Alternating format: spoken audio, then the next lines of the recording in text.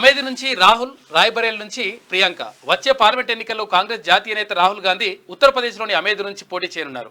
రాహుల్ సోదరి ప్రియాంక రాయ్బరేల్ నుంచి బరిలోకి దిగినట్లు పార్టీ వర్గాలు వెల్లడించాయి. రైట్, ఇక్కడ కీలకమైనటువంటి విషయం ఏంటంటే వాస్తవానికి కూడా చాలా మంది నేతలు రాహుల్ గాంధీ గారు ఇక్కడి నుంచి పోటీ చేయాలి, అక్కడి నుంచి పోటీ చేయాలి, అక్కడి నుంచి పోటీ చేయాలంటున్నారు.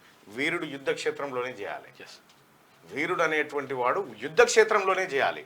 అదే యూపీలో కొట్లాడాలి రాహుల్ గాంధీ, అదే యూపీలో కొట్లాడాలి, అక్కడే విజయుడై బయటికి రావాలి. ఖచ్చితంగా గెలుస్తాడు ఆయన, ఎందుకంటే అవి రెండు కంచుకోటలు. మొన్నటిసారి అంటే ఏదో పొరపాటు జరిగిపోయింది, ఆ తర్వాత వయనాడు నుంచి గెలిచిండు. కానీ ఒకటైతే గుర్తుపెట్టుకోవాలి మనం, రాహుల్ గాంధీ ఉత్తరప్రదేశ్ కంచుకోట మీదనే కొట్లాడాలి, ఆ యుద్ధ క్షేత్రంలోనే కొట్లాడాలి. కొట్లాడితేనే ప్రధానమంత్రి అభ్యర్థి అక్కడి నుంచి పుట్టాలి. వీరుడు అనేటువంటి వ్యక్తిని ఏదో సునాయాసమైనటువంటి సీట్ ఎక్కడైనా గెలిపించుకుంటారు దేశంలో. రాహుల్ గాంధీ గారికి అభిమానులు లేక కాదు, ఉన్నారు. కానీ ఏ యుద్ధ క్షేత్రంలో నుంచి అయితే పోరాటం చేయాలో ఆ యుద్ధ క్షేత్రం నుంచే పోరాటం చేయాలి.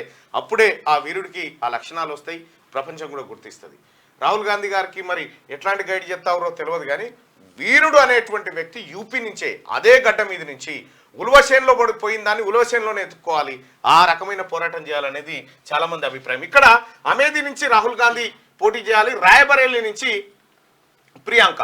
రాయ్బరేలీ స్థానం సోనియా గాంధీ పోటీ చేస్తున్నటువంటి స్థానం, గతంలో ఇందిరాగాంధీ గారు పోటీ చేసినటువంటి స్థానం అది.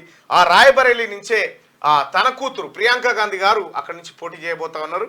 సోనియా గాంధీ గారు వయసు రీత్యా ప్రత్యక్ష ఎన్నికల్లో ఆమె ఇప్పుడు పోటీ పడే పరిస్థితి లేదు, అందుకోసమే రాజస్థాన్ నుంచి రాజ్యసభకు ఆమె ఎంపికయ్యారు. ఆ తర్వాత ప్రియాంక గాంధీ ఇప్పుడు ఆమె స్థానం నుంచి పోటీ చేయబోతా ఉన్నారు. వాళ్ళిద్దరూ ఖచ్చితంగా ఈసారి యూపీలో పోయినసారి ఉన్నటువంటి రిజల్ట్ ఉండదు, ఎందుకంటే సమాజ్వాదీ పార్టీ, కాంగ్రెస్ పార్టీ రెండు అలయన్స్ లా పోతా ఉన్నాయి.